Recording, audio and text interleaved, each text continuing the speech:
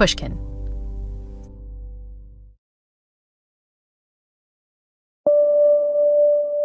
It's no secret that Nordic countries have very high levels of well-being. Ever since the World Happiness Report launched their famous country happiness rankings back in 2012, Scandinavian countries have consistently dominated the competition. In fact, Finland and Denmark have claimed the top spots for an impressive 7 years running. The US and UK, by contrast, they haven't even broken into the top 10. So what's behind this Nordic happiness advantage? Journalist Helen Russell believes it starts in childhood. It's not an accident that people from the Nordic countries are voted the happiest in the world year after year. This is how they are raised. If you're a fan of the Happiness Lab, you might remember Helen from a previous episode entitled Move to Your Happy Place. I asked Helen to return for this special series on parenting because she's traveled a rather circuitous path towards a happier family life.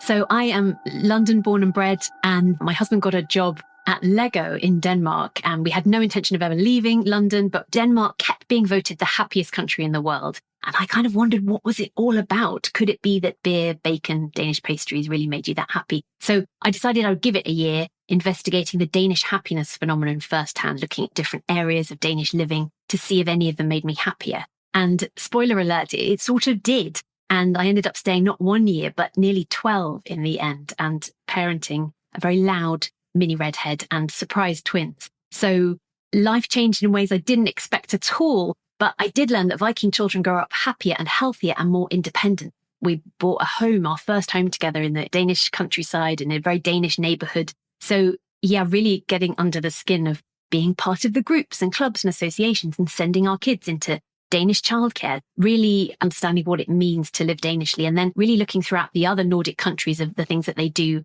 that are very similar and very different to how I think we do it in the rest of the world.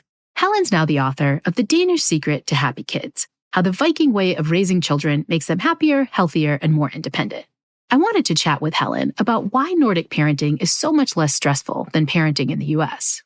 One of the big things you talk about as being really different concerns this idea of trust in Denmark, which seems different in the US and the UK. You talked in your book about this idea of tillid. What does that word mean, and why is it so important in Denmark? So this is this magical word. It's a mixture of trust and faith. And really the whole of Danish society is built around this. You have to have trust in the people around you, that they will also behave well and that everyone will contribute their fair share. And then you have to kind of have a bit of faith that it will all turn out okay. So things like this famous idea of Danes leaving their babies to nap outside in their prams during the day while they pop into a cafe for lunch or go for a coffee or go for a swim even, I've seen once. And there is this trust that no harm will come to them. There's a faith that the whole community will rally round so that whoever the adult is in a certain situation will have eyes on the children in their sphere around them. And as a parent where you can feel so alone and so isolated and so terrified, frankly, a lot of the time, that really helped because you sort of have the headspace to be happy and relaxed if you have this trust and faith that it's kind of going to be okay and that most people are not out to get you, that people have got your back. And that kind of trust seems to extend to how parents think about kids and what they're capable of. How is this different in terms of how Danish parents trust kids than the kind of thing you see in the US and the UK? Well, I think when I first started looking around Danish daycare, so they start around 10 months in something called vuggestue or nursery room, and the children from around the age of 2 are expected to dress themselves, to go outside, they can climb trees, they can do all this stuff. They're trusted to have autonomy over their body. And then from around the age of 3, there'll often be maybe lit candles in the windowsills of the Børnehaven or the children's gardens. And again, the children are trusted to do it. They're trusted to use knives to chop up the fruit.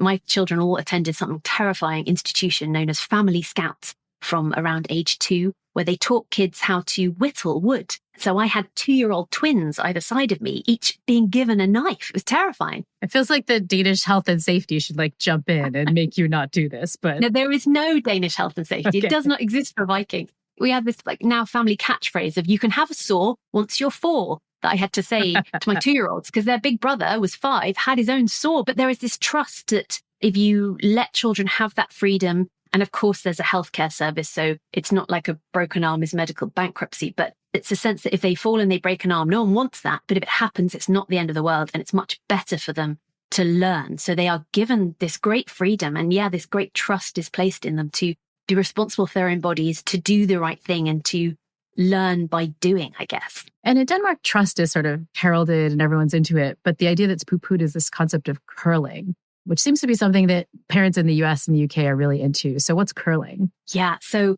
named after, I think this is the Scottish sport where you're kind of going ahead with brooms trying to make space. And the idea is that you're clearing out any obstacles away from your children, also known as helicopter parenting.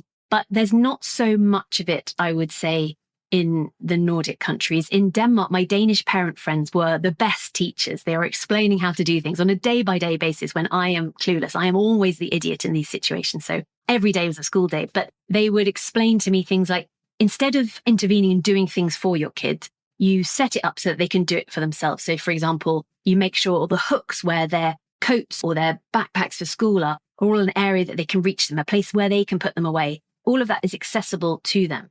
And so you're not doing it for them, but thinking, what are the obstacles to the child doing what I want them to do? Quite child-led, I'd say. You've also talked about how Danish parenting is more focused on the process than the product. What do you mean there? I guess in all of Danish society, for example, there's this great idea that everyone is equal and that no one is to think they're special and everyone is worthy of respect just because. And this extends to children. So this idea that it doesn't necessarily matter if you become the CEO of a company. It matters if you're a good person. It matters if you have good friends, if you have maybe great hobbies, if you have a full and rich life, not rich in the financial sense. I spoke to parents who weren't that fussed about how their kids did grades-wise at school, which is lucky because there's not that much pressure on that. There's not much book learning very early on, but it's more about, will they be happy?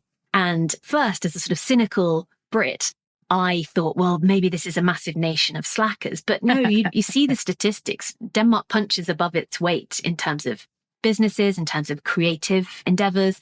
And kids do quite well. By the age of 15, it's above the OECD average in terms of maths, reading, science. So they're doing well, but they are happier in the process. I think that's the big thing. So for a Danish parent, it would be no good if your child was top of the class, but miserable. And actually, I spoke to some parents in Finland who said they sort of told their children to study a bit less because they wanted them to just do a few more extracurricular activities. Like, it doesn't matter about being top of the class. It matters about being happy and balanced and fulfilled, which is a very different approach, I guess, to the one that many of us will grow up with. Oh man, it's such a different approach than the Yale students that I work with, you know? And it sounds like one of the best ways to get there is to sort of not intervene, even in these domains where you think intervention is the best approach. And one of the ones that you talked about in your book, which I think you had a hard time with yourself, was not intervening when kids are fighting. Explain why that was so tricky for you and what you learned from Danish parents. Yeah, I mean, it starts really early on. So in this vuggestue, in this nursery room, the pedagogues, the early years educators have a policy of sitting on their hands, they would tell me. I thought they meant this sort of metaphorically, but no, they mean literally, that if little Anton is starting a fight with little Sven, then you sit on your hands so you're not intervening. You see if they can get themselves to the peace table by themselves. You know, I grew up an only child. I went to an all-girls school. There was no rough and tumble, none of that sort of physical contact. I never had that at all until I became a parent. And then parenting toddlers is 50% running, 50% WWE wrestling. So I've got all that then. But actually, play fighting occurs throughout the animal kingdom. They've seen studies in rats that those deprived of the opportunity to play fight will end up not being able to read social cues properly in later life. They become a bit leery. They don't know when it's appropriate to escalate to aggression and when it isn't. So the approach for a lot of the Danish parents and experts I spoke to was that it's better to let children find that physicality, to grapple it out, only intervene if you really have to, if we're seriously talking cut lips, and to see if they can get themselves to the peace table. And it was even my children's teachers telling me this, which was quite shocking as a parent. And you're considering sending your child to this school, and then the teacher is telling you that, well, they might have some bumps and bruises. I do see the point there, but I still find it quite a hard one. No one wants to watch their kid getting hurt. Talk about the Danish parents' relationship to allowing their kids to be outside. I mean, the relationship is put them outside all the time from a really early age. So the sleeping outside in your prams, for example, it can be up until, it used to be minus 14 and now it's minus 4. Since I did all my kids, they've made it a little bit less freezing. But you put your kids outside in -4 degree weather to sleep during the day. Yeah. Wow. Let me just check the temperature in. Yeah. So it's I'm going Celsius to Fahrenheit. Yeah. So it used to be, the advice was minus 20 degrees Celsius or minus 4 And now the advice is -10 Celsius. So that's 14 degrees Fahrenheit. I mean, either way, like, that's cold. That's cold. Yeah. Well, they're really used to, you get the gear. I mean, it's an investment, but you get your child a snowsuit and a balaclava. They call it an elephant hat. No one knows why. And mittens and layers and wool. And you're getting this for your kid from the age of around 6 months onwards. But there is an understanding that as a parent, part of what you do is you equip your child with the necessary clothes to survive outside all year round. And so there's no question that you don't go outside when it's raining. You go outside every day. Otherwise, you would never go outside at all if you waited for a sunny day. So there's no such thing as bad weather, just the wrong clothes. And all their peers do it as well. So it's normalized in a way that's very helpful as a parent. You do it because that's what you do here.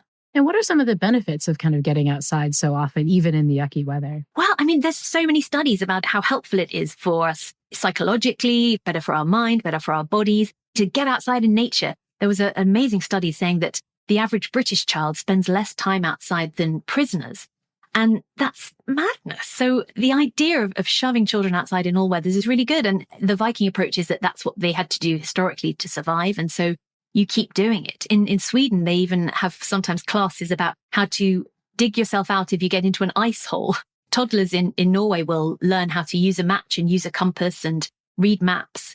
These real sort of Boy Scout skills that they're learning really early makes them feel more resilient, makes them feel quite strong. My kids certainly felt quite proud when they had been out all day in the snow and they had mastered how to whittle sticks. They feel this sense of mastery over their body. It makes them feel more confident and they seem to thrive on it. As you talk more about kind of danger and whittling and all this stuff, I can assume that there might be some parents who are thinking, oh my gosh, are you just saying I should just like throw my kid into the woods with a knife and sort of see what happens? How would you respond to, a critique like that? Yeah, don't do that. It's age appropriate risk in a sort of environment where you know that it's safe and supported. And parents know, we know what is best for our child. Caregivers understand what the limits of that child is. So it's just baby steps to see what that child is ready for. I grew up with that sense of wanting to wrap my children in cotton wool at all times. And I lost my sister when I was younger. So this idea of protecting a child, I had a lot of fertility treatment, took me a long time to become a parent. And when I finally had children, I didn't want any harm to come to them at all. But actually, play researchers have looked at the link between being able to have this kind of risky play and resilience. And at the short term, it can lead to injury, but in the long term, it's going to help them. Children are natural risk seekers. They have curiosity. And one psychologist told me that she saw in her experience that it was the children who didn't climb trees that had the fear of heights. It's not the one who climbed trees and fell. Also, she saw a lot in her practice that it was the children maybe who were denied these opportunities for age-appropriate, relatively safe, risky play in childhood will end up seeking out those thrills, those risks in maybe adolescence at a time when it's much more precarious. The stakes are far higher.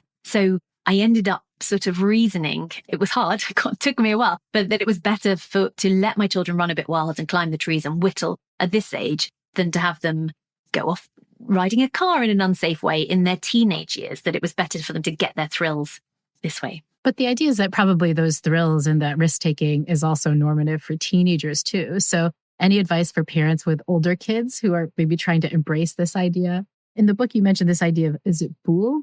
A friend of mine who's also a scout leader ended up saying this, my pronunciation is also terrible, but bool, this idea of trouble or problems, like you seek out trouble, not so much, but just a bit. There is a sense that you fail as caregivers if you don't allow your children opportunities for risky play. And many parents would suddenly, instead of just doing maybe a risk assessment of a future scenario, they do a risk benefit assessment and think, well, hang on, here's what they could learn. It's a bit like that, what if I fall, but what if I fly? What are the things that they could learn from this experience? How is it expansive? So trying to bear that in mind, but it's not easy. And certainly if you parent this way from the beginning, you have a bit of an advantage because actually teenagers don't have that much to rebel against in Denmark because they've had a pretty free life until then. Egalitarian society, no hierarchy. So there's not much to kick back against, to push against. Danish teenagers tend to get along better with their parents than teenagers typically, the cliches go, elsewhere. But I think there is still some opportunity, I would hope, and I'm not there yet with my own kids, but to give them that freedom. And as you say, it's that natural thing to want to separate yourself from your parents and see if they feel that they have that autonomy to be able to take that next step. So to sum up what we've learned so far, beer, bacon, and Danish pastries may be delicious, But there's more to the American-Danish well-being gap than access to Nordic refreshments. If we want children to become happier, healthier, and more independent, we need to build a society based on trust, one in which people take a more relaxed approach to low-stakes risks. When the Happiness Lab returns from the break, we'll dig into a few other things we can learn from modern-day Vikings. We'll see why playtime matters both for kids and adults, and why Danish parents don't hang children's artwork on their refrigerators. The Happiness Lab will be right back.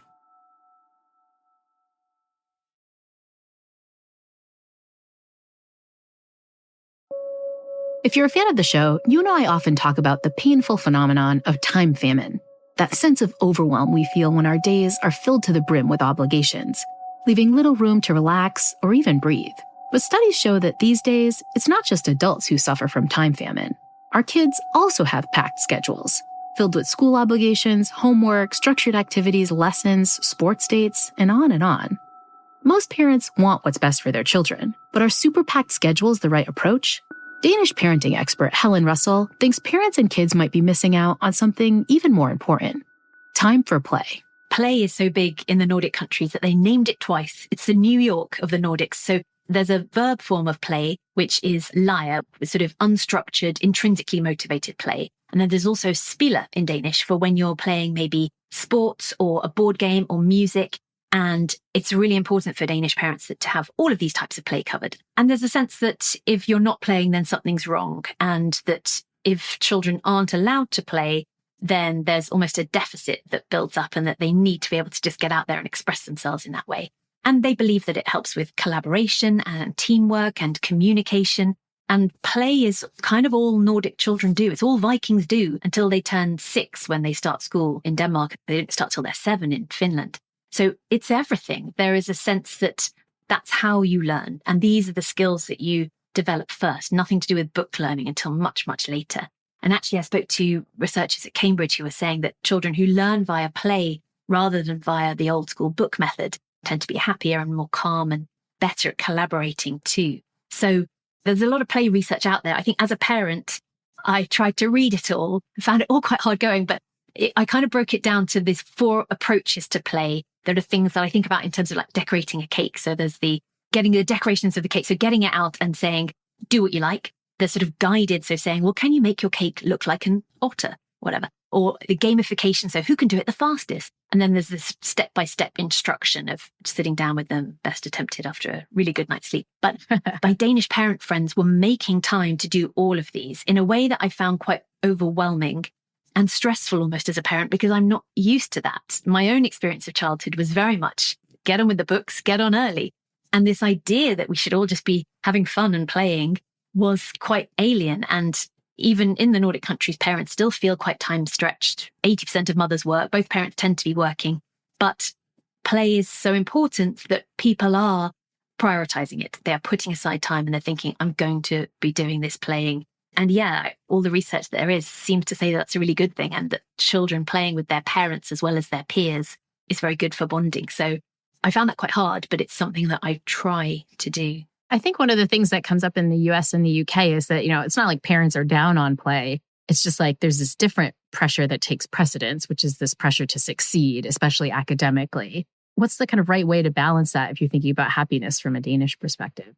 So Danish parent friends and caregivers and the teachers would say that the play will give them a lot of what they need, which I think that's the shift from the approach maybe in the US and the UK, certainly. So that way they'll be happier, and that actually you can make a lot of things into play. What the Nordic countries have is the idea that the goal sort of is happiness and a good life, and not happiness in that sort of jazz hands Richter Grin way, but a deep contentment and a really balanced life where you have time for family, time for friends, time for your hobbies, and a job. So the academic part that would, I guess, later become the job part, the career success, that's only a small slice of the pie in the Nordics. That's not everything. So by that metric, it means that it's never going to be as much pressure. And then that filters down to children because they see their parents. I mean, of course, there's still workplace stress for parents and even high levels of antidepressant use in Denmark, but that's because there is this sense that you're supposed to enjoy life, you're supposed to be having a nice time, and if you're not, you do something about it. So I think for children, they will go to clubs and activities, they will do sports, they will do hobbies and things, and there's a big volunteer culture. so that these clubs and associations that kids go to tend to be run by parents for free, giving up their time. And a parent will typically think, if I want my kid to be able to go to this club, I will have to volunteer. So throughout my friends, for example, one dad was a basketball coach, one taught football, one was a swimming teacher. So again, children then see their parents modeling that behavior and think, oh, well, that's what you do, I guess. I guess one part of the pie is you have a job and then you have your family and then you do something for the community. And it's just a much more balanced life than I think the culture that many of us will have grown up in. Which is really important because it suggests parents are doing something different too. They are also prioritizing their own fun, which is something I think definitely in the US, a lot of parents say they're really struggling with. There's a bit of putting your own oxygen mask on first, I think, in the Nordic countries, because again, of this egalitarian society, there's no point being a martyr. And I grew up Irish Catholic, so I'm good on that bit, but that's not going to make you happy. It's not going to help your child.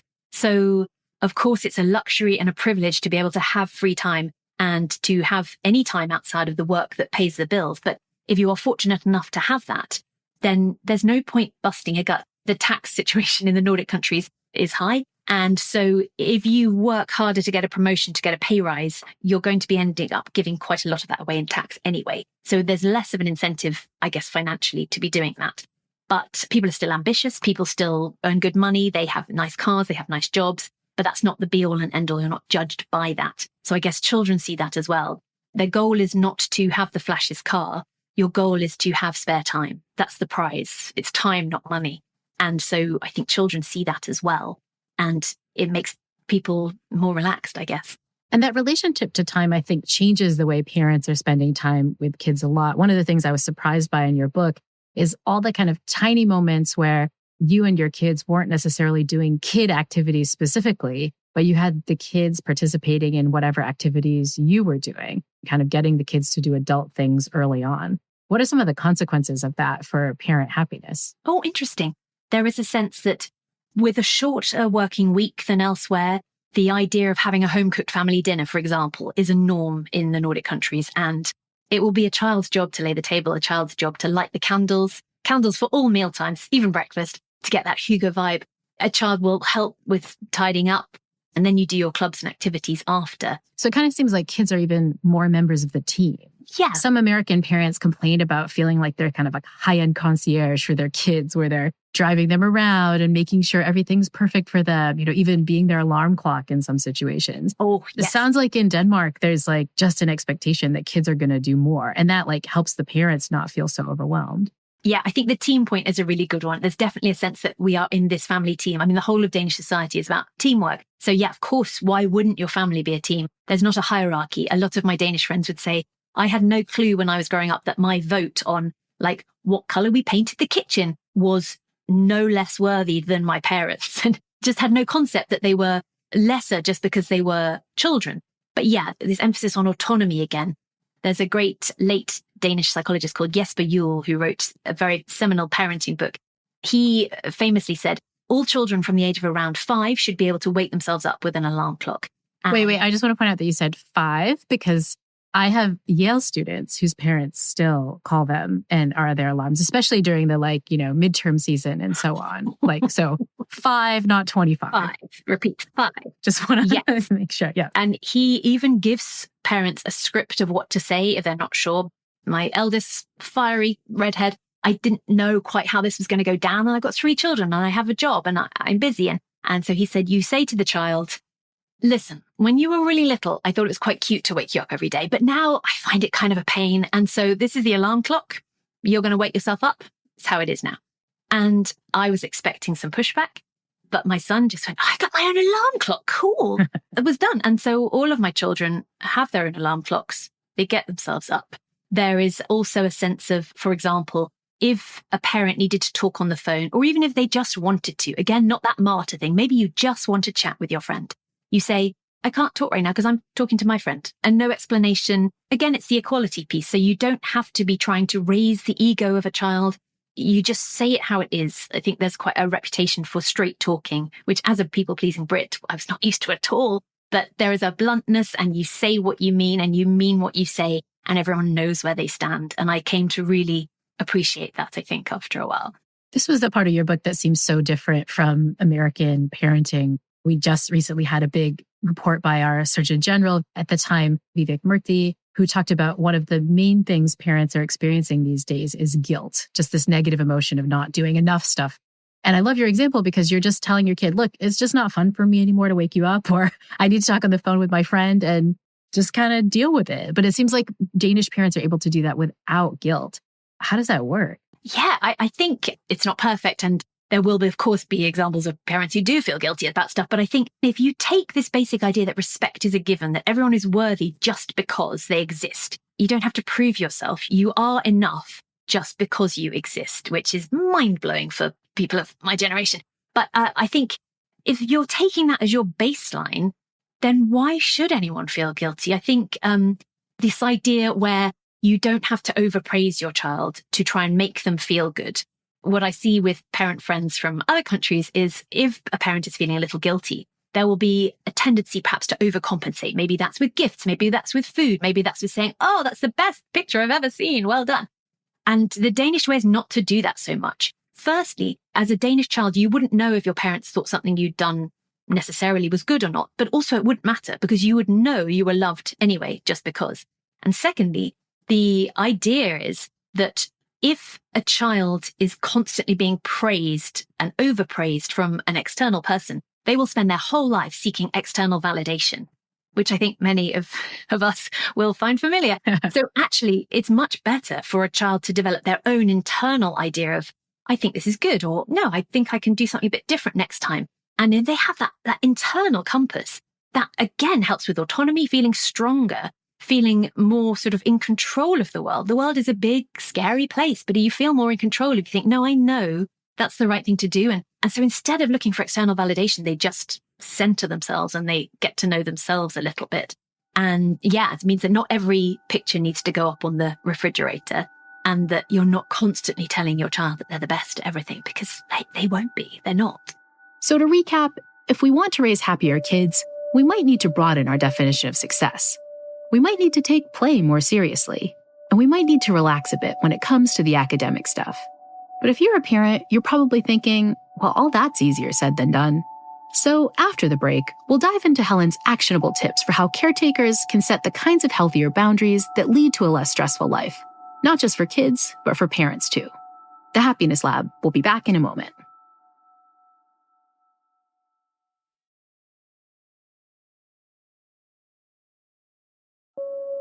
I often hear from parents who tell me that they just don't have the same sense of self now as they did before having kids.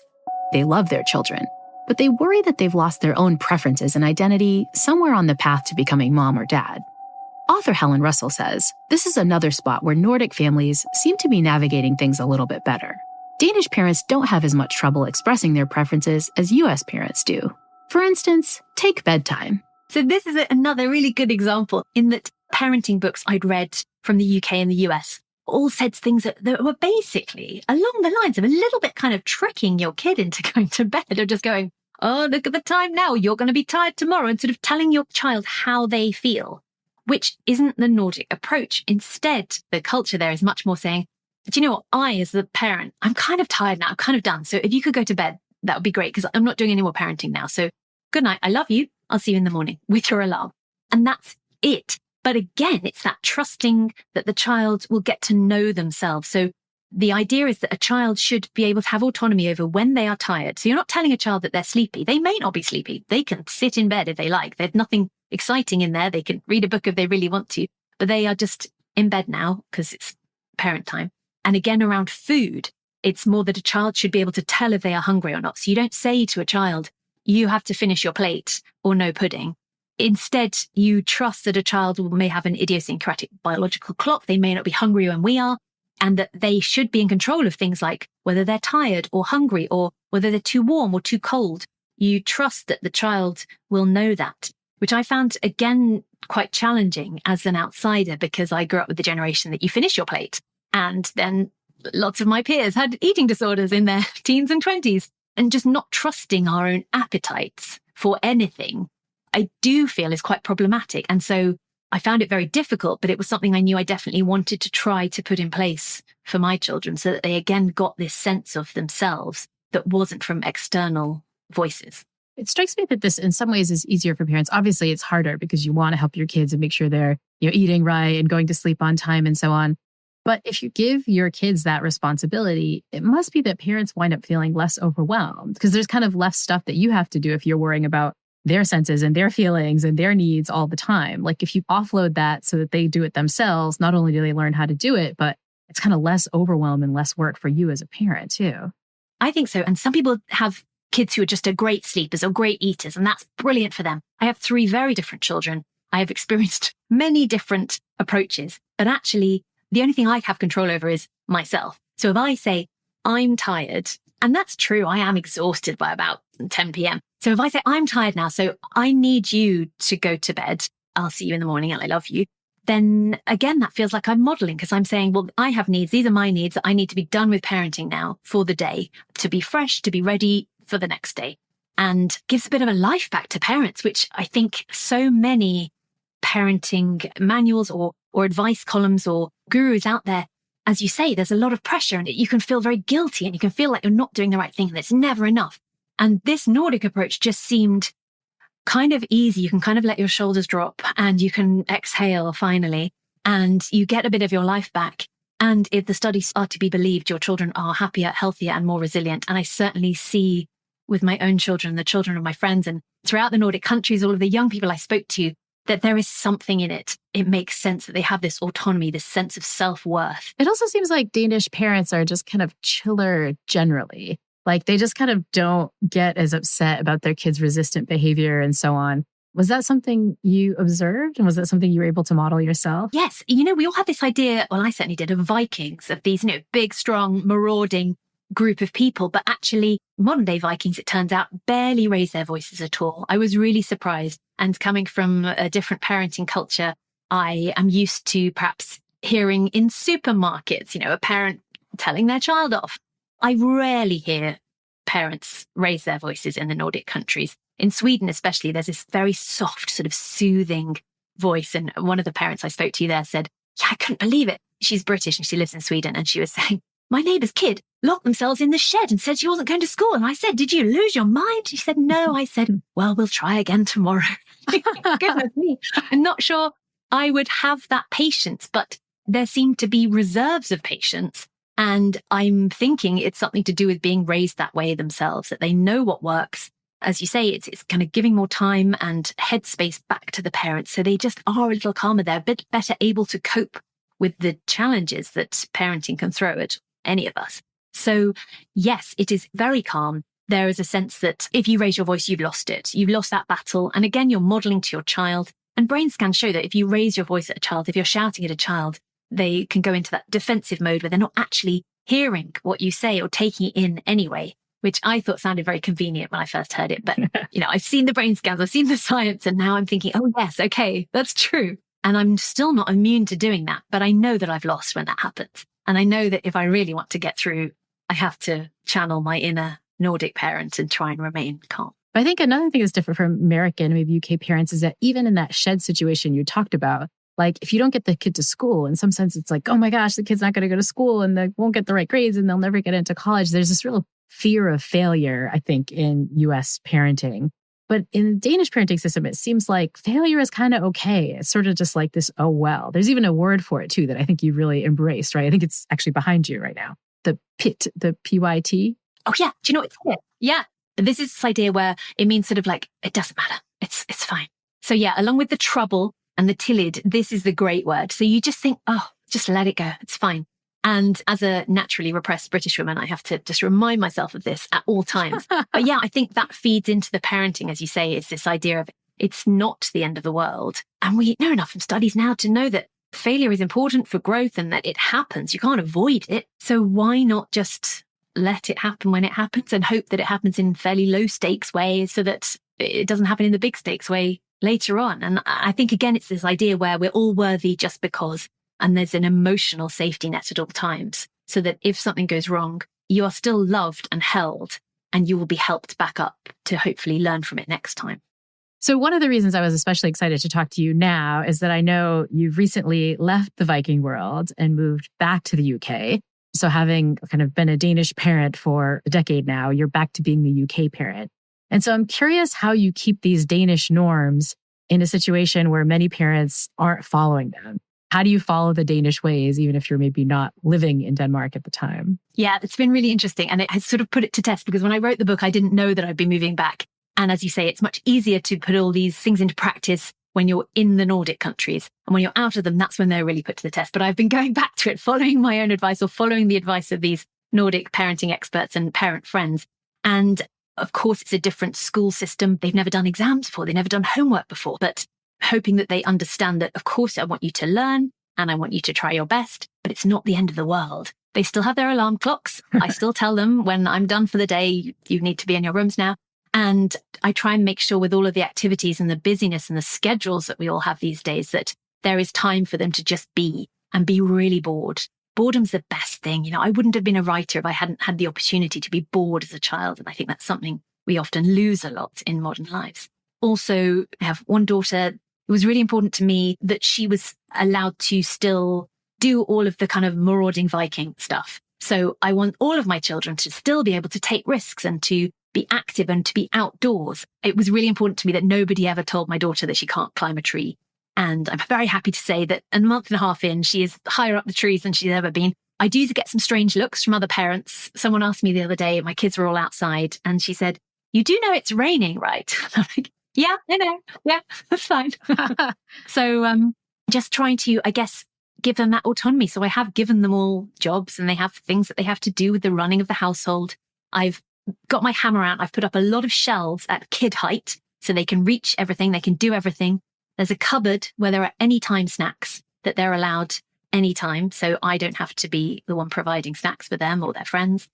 And yes, someone also asked me the other day, like, "You don't have any of your kids' pictures on the fridge?" No kids' pictures on the refrigerator.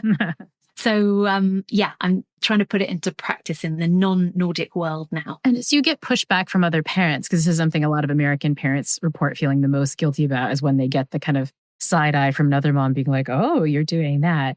How do you steel yourself against that? How do you decide, like, well, I'm proud of what I'm doing? Well, I'm a massive geek, so I defer to people like you. I'll defer to all the science and say, well, actually, OECD studies show raising children in the Nordic mode helps them to be happier and healthier and more resilient. And there's so much now that we know about things like work-life balance, things like school, things like autonomy and risky play, that I just tend to be a massive geek and reel off the science. So in the back of this book, I've written all the studies, just flick it in their faces. Just flick it in the other parents' faces. And we'll start a Viking revolution. I love Helen's idea of starting a Viking parent revolution. And just to recap Helen's ideas for how to do that, first, remember that taking time for what you need as a parent isn't selfish. It's modeling self-care. When you trust yourself and your needs, your children will learn to trust theirs too. Second, embrace quiet, boredom, and failure. If your kid locks themselves in a proverbial shed one day, know that even though it feels like the end of the world, the sun will rise again. And finally, don't let other parents' side eyes keep you from embracing your inner Viking. In the next episode, we'll tackle the question of how we can set healthier boundaries, both in our parenting and beyond. We'll chat with clinical psychologist and parenting expert Dr. Becky Kennedy, who'll share her expert tips for expressing boundaries in firm but compassionate ways. We have some unconscious belief that, like, I'm going to set some really good boundary for my kid. My kid's going to be like, "That is amazing parenting, Mom. Thank you. I do need to go to bed. Thank you for turning off the TV." Never. No child in my house or any child I know who's normal has ever said that. All that next time on The Happiness Lab with me, Dr. Laurie Santos.